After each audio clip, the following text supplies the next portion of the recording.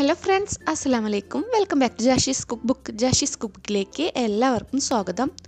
ബ്രേക്ക്ഫാസ്റ്റും സ്നാക്കും ഡിന്നറായും ഒക്കെ കഴിക്കാവുന്ന നല്ലൊരു അടിപൊളി പലഹാരത്തിൻ്റെ റെസിപ്പി ആയിട്ടാണ് ഇന്ന് ഞാൻ വന്നിരിക്കുന്നത്. മിക്കവർക്കും അറിയുന്നത് തന്നെയാവും, എന്നാൽ അറിയാത്തതായിട്ടും കുറച്ച് പേരെങ്കിലും ഉണ്ടാകും. അപ്പോൾ അവർക്കായിട്ട് എൻ്റേതായിട്ടുള്ള രീതി കൂടെ ഒന്നും ഉണ്ടാക്കി കാണിക്കുന്നതേ ഉള്ളൂ. എരിവുള്ള മസാല ഫിൽ ചെയ്തിട്ടുള്ള അട നമ്മൾ ഉണ്ടാക്കാറുണ്ടല്ലേ, അതുപോലെ തന്നെ തേങ്ങയും ശർക്കരയൊക്കെ മിക്സ് ആക്കിയിട്ടുള്ള ഒരു ഫില്ലിങ് അടയിൽ കൊടുക്കാറുണ്ട്. ഇന്നത്തെ ഈ പലഹാരത്തിന് നമ്മൾ സാധാരണ ഉണ്ടാക്കാറുള്ള അടയേക്കാൾ കിടിലൻ ടേസ്റ്റ് ആണെന്ന് മാത്രമല്ല വളരെ ഈസിയാണ് ഉണ്ടാക്കാനും. അട ഉണ്ടാക്കുന്ന പോലെ മാവ് കുഴക്കുകയും പരത്തുകയും ഒന്നും വേണ്ട. ചിക്കനും ബീഫും മീനും മുട്ടയും ഒക്കെ വെച്ച് ഇതിൻ്റെ മസാല ഉണ്ടാക്കാറുണ്ട്. അപ്പോൾ ഇന്ന് ഞാൻ ഉണ്ടാക്കിയിരിക്കുന്ന മസാല എന്ത് വെച്ചിട്ടാണെന്ന് എങ്ങനെയാണ് ഉണ്ടാക്കുന്നതെന്നെല്ലാം നമുക്ക് പെട്ടെന്ന് നോക്കാം. അതിനു മുന്നേ ഇനിയും ആരെങ്കിലും സബ്സ്ക്രൈബ് ചെയ്യാതെ വീഡിയോ കണ്ടുകൊണ്ടിരിക്കുന്നുണ്ടെങ്കിൽ, അതുപോലെ തന്നെ എൻ്റെ വീഡിയോ ആദ്യമായിട്ട് കാണുന്നവരൊക്കെ പ്ലീസ് ഒന്ന് സബ്സ്ക്രൈബ് ചെയ്തതിന് ശേഷം ബെല്ലൈക്കൺ കൂടെ ഒന്ന് പ്രസ് ചെയ്ത് വീഡിയോകൾ അപ്ലോഡ് ചെയ്യുമ്പോൾ നോട്ടിഫിക്കേഷൻ കിട്ടുന്നുണ്ടെന്ന് ഒന്ന് ഉറപ്പുവരുത്തണേ. ഞാൻ ചെമ്മീൻ വെച്ചിട്ടാണ് ഇന്നതിലേക്കുള്ള മസാല ഉണ്ടാക്കുന്നത്. ഈ സെയിം മെത്തേഡിൽ ചിക്കൻ വെച്ചിട്ടും മീൻ വെച്ചിട്ടും ഉണ്ടാക്കാം. ചെമ്മീൻ ആദ്യം നമുക്കൊന്ന് ഫ്രൈ ചെയ്തെടുക്കണം. നിങ്ങൾക്ക് കുറച്ച് ഹെൽത്തി ആയിട്ടുള്ള സ്നാക്കാണ് ഉണ്ടാക്കേണ്ടതെങ്കിൽ ഫ്രൈ ചെയ്യുന്നതിന് പകരം ഉപ്പും മഞ്ഞൾപ്പൊടിയും മുളക് പൊടിയൊക്കെ ചേർത്ത് കുറച്ച് വെള്ളം ഒഴിച്ച് വേവിച്ചെടുത്താലും മതി. എന്നിട്ട് വെള്ളം വറ്റി വന്നാൽ ഒരു ടേബിൾ സ്പൂൺ വെളിച്ചെണ്ണ അല്ലെങ്കിൽ ഓയിൽ ചേർത്ത് വരട്ടിയെടുത്താൽ ഇത്രയും എണ്ണ ഉപയോഗിക്കുന്നത് ഒഴിവാക്കാം. ഞാൻ വീഡിയോയിലേക്ക് ആയതുകൊണ്ട് അത്യാവശ്യം ടേസ്റ്റിൽ ആവശ്യത്തിന് എണ്ണ ഉപയോഗിച്ച് തന്നെയാണ് ഇന്ന് ഉണ്ടാക്കി കാണിക്കുന്നത്. നേരത്തെ പറഞ്ഞ പോലെ വേവിക്കുമ്പോഴായാലും ചെമ്മീൻ മാരിനേറ്റ് ചെയ്ത് ഫ്രൈ ചെയ്യുമ്പോഴായാലും എക്സ്ട്രാ ടേസ്റ്റിന് വേണ്ടി കുറച്ച് ഇഞ്ചി വെളുത്തുള്ളി പേസ്റ്റൊക്കെ ചേർത്താൽ ഒന്നുകൂടെ ടേസ്റ്റ് ആയിട്ട് നമുക്ക് ഈ പലഹാരം ഉണ്ടാക്കാം.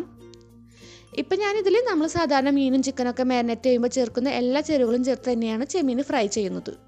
നിങ്ങൾക്ക് ചെമ്മീൻ മാരിനേറ്റ് ചെയ്ത ആ കായത്തിൻ്റെ ചേരുവകൾ വേണം എന്നുണ്ടെങ്കിൽ ഒന്ന് കമൻറ്റ് ചെയ്താൽ ഡിസ്ക്രിപ്ഷനിൽ ഞാനത് കൊടുക്കാം. ഞാൻ ഏകദേശം 350 ഗ്രാം ചെമ്മീനാണ് എടുത്തിട്ടുള്ളത്. ഒരു നാടൻ രുചിയിലാണ് ഞാൻ ഈ പലഹാരം ഇന്ന് ഉണ്ടാക്കുന്നത്. അതുകൊണ്ട് തന്നെ വെളിച്ചെണ്ണയിലാണ് കേട്ടോ ഞാൻ ഈ ചെമ്മീൻ ഫ്രൈ ചെയ്യുന്നത്. ചെമ്മീൻ അങ്ങനെ കൂടുതൽ ക്രിസ്പി ആവുന്നത് വരെ ഒന്നും ഫ്രൈ ചെയ്യേണ്ട ആവശ്യമില്ല. ആവശ്യത്തിന് വേവായി വന്നാൽ തന്നെ നമുക്കിത് പാനിൽ നിന്ന് എടുക്കാം.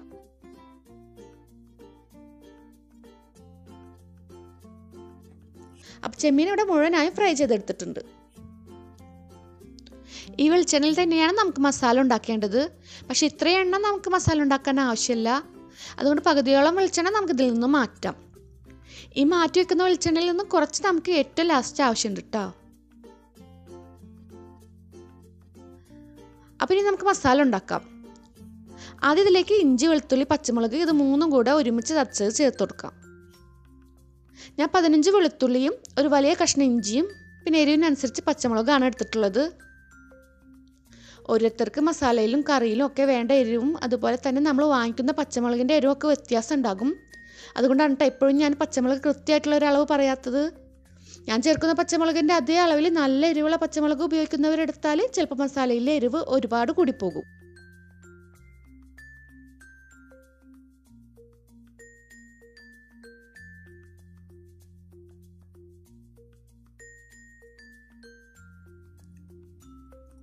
ഇത് കൂടുതൽ അങ്ങനെ മുരിഞ്ഞു വരാനൊന്നും വെയിറ്റ് ചെയ്യേണ്ട ആവശ്യമില്ല. ജസ്റ്റ് ആ റോസ് സ്മെല്ലൊന്ന് മാറി വന്നാൽ നമുക്ക് സബോള ചേർക്കാം. ഞാൻ 2 വലിയ സബോള ചോപ്പ് ചെയ്തിട്ടാണ് എടുത്തിട്ടുള്ളത്. പറ്റാവുന്നിടത്തോളം ചെറുതാക്കി ചോപ്പ് ചെയ്താൽ പെട്ടെന്ന് തന്നെ വഴന്നിട്ടും.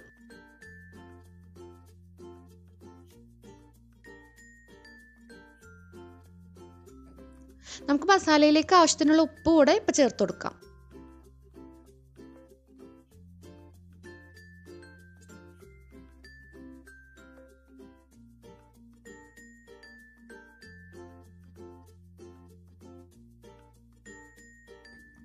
സവാള നല്ല സോഫ്റ്റായി വഴന്നു വന്നാൽ നമുക്ക് പൊടികൾ ഓരോന്നായി ചേർത്ത് കൊടുക്കാം.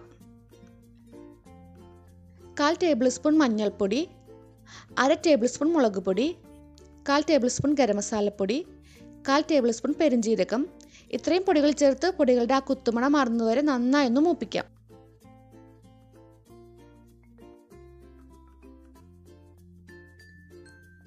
ഇനി നമുക്കിതിലേക്ക് ഫ്രൈ ചെയ്ത് വെച്ച ചെമ്മീൻ മിക്സിയിലിട്ടൊന്ന് ക്രഷ് ചെയ്തതിന് ശേഷം ചേർത്ത് കൊടുക്കാം. അതിൻ്റെ ഒപ്പം തന്നെ ഈ ഒരു വലുപ്പത്തിലുള്ള ചെറിയ തക്കാളി ഒന്ന് അരിഞ്ഞ് ചേർക്കാം. തക്കാളി കൂടി പോകണ്ട കേട്ടോ. ഈ മസാലയിൽ പുളി കൂടിപ്പോയാൽ സ്നാക്കിൻ്റെ ടേസ്റ്റ് അത്ര നന്നായിരിക്കില്ല. നല്ല വലിയ തക്കാളി ആണെങ്കിൽ അതിൻ്റെ ഒരു 1/4 ഭാഗമൊക്കെ മതി.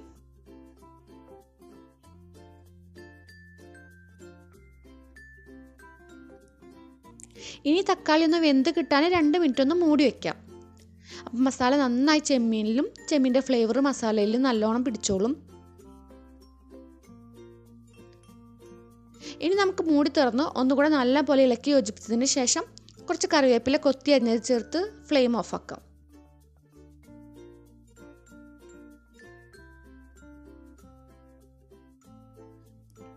അപ്പോൾ നമ്മുടെ മസാല ഇവിടെ റെഡിയായി. ഇനി ഇതിലേക്കുള്ള ബാറ്റർ റെഡിയാക്കാം. അപ്പോൾ ബാറ്റർ റെഡിയാക്കുന്നത് വരെ നമുക്ക് മസാല മൂടി വെച്ച് സൈഡിലേക്ക് മാറ്റി വയ്ക്കാം. ഞാനിവിടെ 2 കപ്പ് ജീരകശാല അരി നന്നായി കഴുകി 6 മണിക്കൂർ നേരം വെള്ളത്തിൽ കുതിർക്കാനായിട്ടിരുന്നു. ജീരകശാല അരി തന്നെ വേണമെന്നൊന്നുമില്ല, ബസ്മതി അരി ആയാലും മതി. പക്ഷെ ടേസ്റ്റ് അത് ജീരകശാല അരി വെച്ച് ഉണ്ടാക്കുമ്പോൾ തന്നെയാണ്. ഇനി നമുക്കിതിൽ വെള്ളം നന്നായി ഒന്ന് വാർത്തെടുക്കാം. അടുത്തതായി ഒരു മിക്സിയിലേക്ക് വെള്ളം വാർത്ത് വെച്ച അരി ചേർത്ത് കൊടുക്കാം. ഇതിലേക്ക് 1 കപ്പ് തേങ്ങയും 1 കപ്പ് വെള്ളം കൂടെ ചേർത്ത് ആദ്യം ഒന്ന് അരച്ചെടുക്കാം.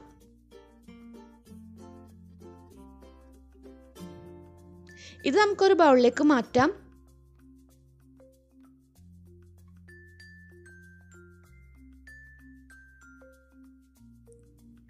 ഇനി 2 കപ്പ് ചോറും പിന്നെ കുറച്ച് ചുവന്നുള്ളിയും 3 പച്ചമുളകും ആവശ്യത്തിന് ഉപ്പും 1/4 കപ്പ് വെള്ളവും ചേർത്ത് ഇതും ഒന്ന് അടിച്ചെടുക്കാം.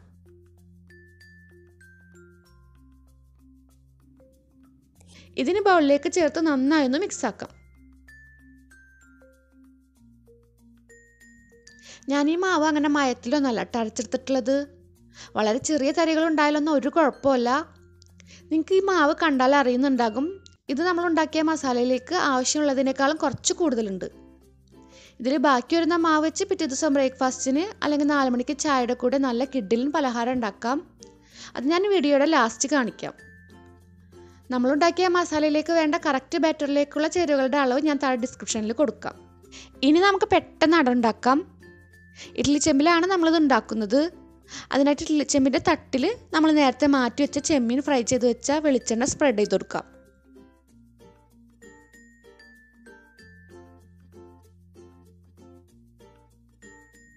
എന്നിട്ട് അരച്ച് വെച്ച മാവിൽ നിന്ന് കുറച്ച് ഒഴിച്ചു കൊടുക്കാം.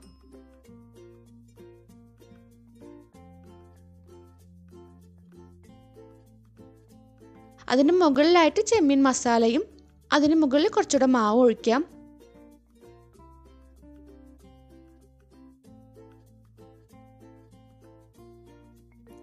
മാവ് ഞാൻ കൂടുതലായിട്ട് ഒഴിച്ച് മസാല മുഴുവനായിട്ട് അങ്ങനെ കവർ ചെയ്യുന്നൊന്നുമില്ല കേട്ടോ.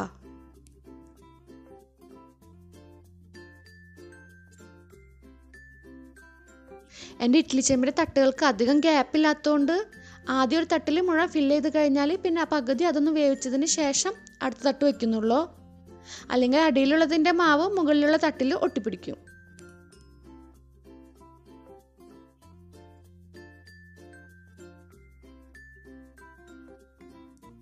ഞാൻ ഒരട പാനിലും ചുട്ടെടുക്കുന്നുണ്ട്.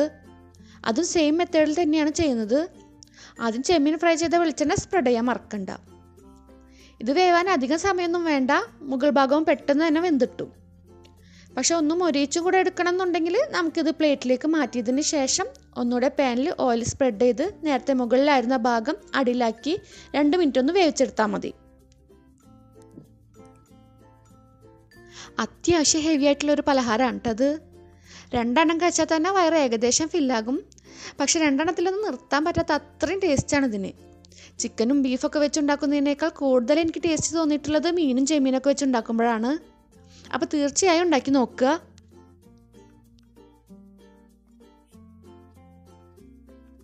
ഇത്രയും മാവ് ഇതിൽ ബാക്കി വന്നിരുന്നു. അത് ഫ്രിഡ്ജിൽ വെച്ചതിന് ശേഷം പിറ്റേ ദിവസം ഇതുപോലെ ഫ്രൈ ചെയ്ത് എടുക്കുക. എക്സ്ട്രാ വെള്ളം പോലും ചേർക്കേണ്ട ആവശ്യമില്ല. നേരെ ഓയിലിൽ ഡീപ്പ് ഫ്രൈ ചെയ്ത് എടുത്താൽ മാത്രം മതി. ചായയുടെ കൂടെ വെറുതെ കഴിക്കാൻ പോലും കിഡിലൻ ടേസ്റ്റാണ്. അപ്പോൾ മാവ് ബാക്കിയുണ്ടെങ്കിൽ തീർച്ചയായും ഇതും കൂടെ ഒന്ന് ട്രൈ ചെയ്ത് നോക്കുക. വീഡിയോ നിങ്ങൾക്ക് ഇഷ്ടപ്പെട്ടെങ്കിൽ ലൈക്ക് ചെയ്യുക. അതുപോലെ തന്നെ ദയവായി ഒന്ന് വീഡിയോ എല്ലാവർക്കും ഷെയർ ചെയ്ത് കൊടുക്കുക. റെസിപ്പി ട്രൈ ചെയ്താൽ അതിൻ്റെ ഫീഡ്ബാക്കും വീഡിയോനെ പറ്റിയുള്ള അഭിപ്രായം കമൻറ്റായി തന്നെ അറിയിക്കാൻ മറക്കല്ലേ കേട്ടോ.